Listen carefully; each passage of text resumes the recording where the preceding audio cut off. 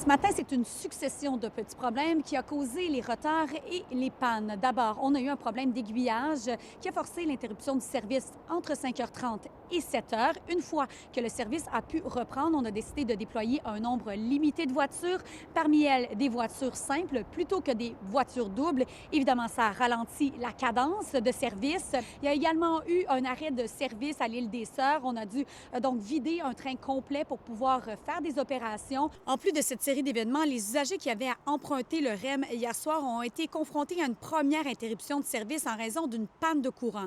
Une panne, rappelons-le, qui est survenue en pleine heure de pointe entre 16h et 19h. Vous allez le voir sur les images qu'on vous présente, les usagers ont patienté à la queue leu-leu au froid durant de longues heures, le temps que le service de navette puisse les raccompagner à la maison. Évidemment, quand on additionne tous ces impondérables, on peut comprendre l'exaspération des usagers. On en écoute quelques-uns.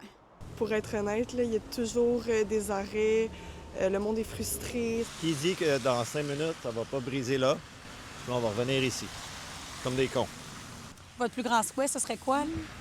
Je sais pas, des fois, il y en a qui disent que ça serait bien de retrouver les autobus comme avant parce que ça, il y avait vraiment jamais de problème. Vous avez choisi de prendre votre voiture aujourd'hui? Oui, exactement. OK. Ouais. Mais qu'est-ce que vous faites ici?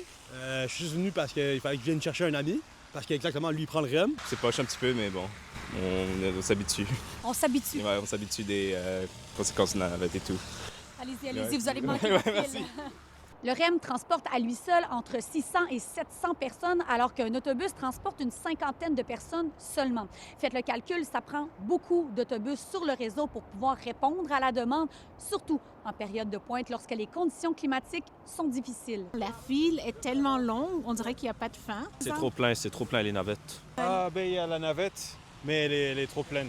La neige attendue au cours des prochains jours nous fait craindre le pire, évidemment, mais le porte-parole du REM a tenu à nous rappeler que le REM est un réseau de transport assez récent. Oui, le REM est à la merci des éléments et nos opérateurs ont quand même pris beaucoup de maturité et d'expérience en termes d'opération dans des conditions hivernales. Il est évident qu'on a d'autres apprentissages à faire au fur et à mesure que les années vont passer. Il faut se rappeler aussi que le REM, c'est un réseau qui est tout neuf.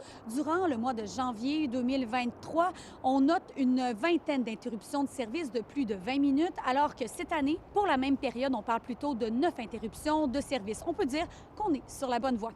À Montréal, Marc Cassima pour Nouveau Info.